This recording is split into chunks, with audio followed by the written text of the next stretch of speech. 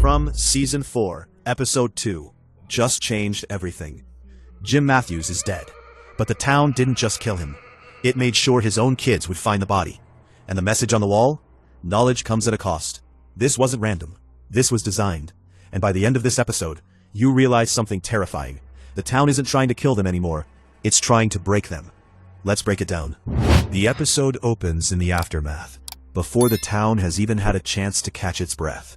Kenny wakes to find Sophia outside in the dark, crying over her dead father in the open air. Nobody in Fromville should be standing out there.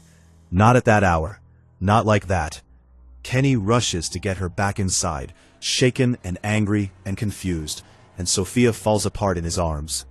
She says her father is dead, and that should sound like grief. But in this town, grief is often a mask. Because by now we know the truth the show has been circling for a while. Sophia is not Sophia. The figure everyone thinks is a grieving girl is the man in yellow, wearing sympathy like a weapon. Every tear is part of the performance. Every helpless look is designed to lower the room's defenses. Kenny thinks he is comforting a survivor. He is actually standing face to face with something that has already decided who gets hurt next. While Kenny is still trying to process what he saw, Boyd is already moving with purpose. He corners Elgin and pulls him into a private room, shutting the door behind them. It is one of those scenes that does not need shouting to feel dangerous. Boyd is calm.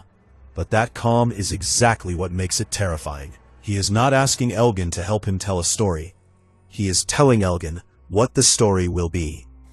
Nobody can know what happened in that cellar. Nobody can know about Fatima's baby, Smiley's return, the voices, or what Boyd did down there to keep things from collapsing. Boyd says the truth could tear the town apart, and he is not wrong. So the version they are going to give everyone is simple. Elgin lost his eye helping Fatima. That is the official story. Clean, useful, contained.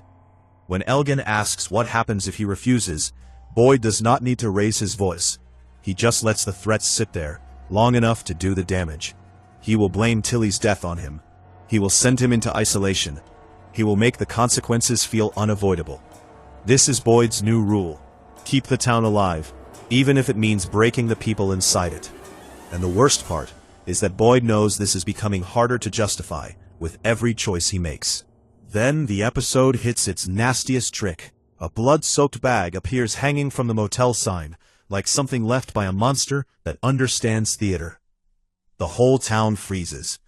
Tabitha sees it and immediately assumes the worst. She sends Julie and Ethan to the barn, trying to protect them from whatever horror is inside. Boyd and Jade cut the bag down. Everyone braces. Tabitha opens it. Goat heads. Just goat heads. For one heartbeat there is confusion. For one heartbeat there is relief.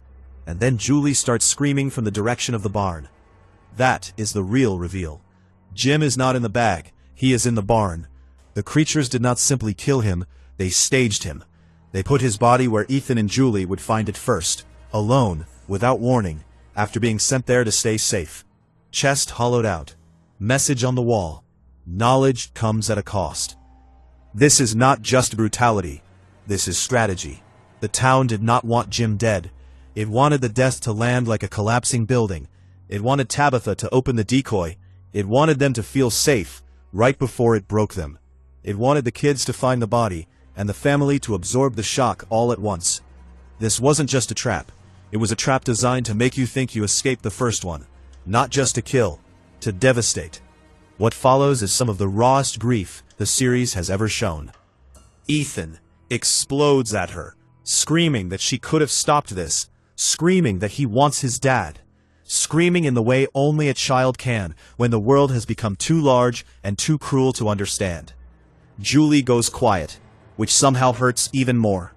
Boyd catches Ethan and tries to keep the situation from tearing open completely, but he cannot be everywhere at once. He is forced to hand the children off to Acosta, someone who barely belongs in their world, because the town is moving too fast and there is no time for comfort. Then Jade finds Tabitha in the barn, still scrubbing the message from the wall with her bare hands. He knows the timing is wrong. He says the thing anyway. This proves it. The memories, the patterns, the cycle. It is all real. Tabitha does not want logic. She wants her husband back. So she turns on Jade with a level of pain that almost feels physical. She tells him it should have been him hanging there. And Jade takes it. He does not defend himself. He does not fight back. He stands there and lets the grief land, because he understands something important. Sometimes pain does not need an argument. It just needs a place to go. Julie is already moving before the town even finishes grieving. She finds Randall and tells him she is going back through the arches. She is going to find Jim. She is going to save him. And then the episode does something that opens the mythology wider without making it easier. Julie's story walks into the past. She lands in a different chapter of the town's history, at night, and she sees Jim alive and running. For a moment it feels like the impossible is finally within reach. She tries to warn him. She reaches for him. And then the creatures are there. That is the lesson. Storywalking is not a cheat code. It is not a way to rewrite the story. It is a way to witness it, to move through it, maybe even touch it, but not to control it. The danger is still alive in every chapter. The scene does not pause because Julie understands the future. The story keeps moving. Randall pulls her out before the nightmare can finish, and Julie comes back shattered, furious, and desperate to go again. That reaction tells us everything. Future Julie didn't just try this once. She's been doing this over and over and over again, trying to change something that was already written, and failing every single time. Which means the scars aren't just emotional, they're procedural. Then the episode drops its most mysterious beat. While Donna is distracted by the chaos, Ethan slips away to the RV with the broken radio he has been carrying. He wants to send a message to Thomas. He wants to believe that somewhere, somehow, the signal still matters. And there, outside the RV, Jim is simply there. Solid, real, present. Not a ghost in the usual sense. Not a threat. Not a hallucination that behaves like a trick. He hugs Ethan. He tells him to be strong. He tells him to look after Julie and Tabitha. Then he gives Ethan a mission. Find the Lake of Tears. That line lands hard, because it does not feel random. Ethan has seen something like it before in a dream, back when the family first arrived. A lake, Victor's room, a spider on the ceiling, pieces of a map the show has never fully explained. So what is the Lake of Tears?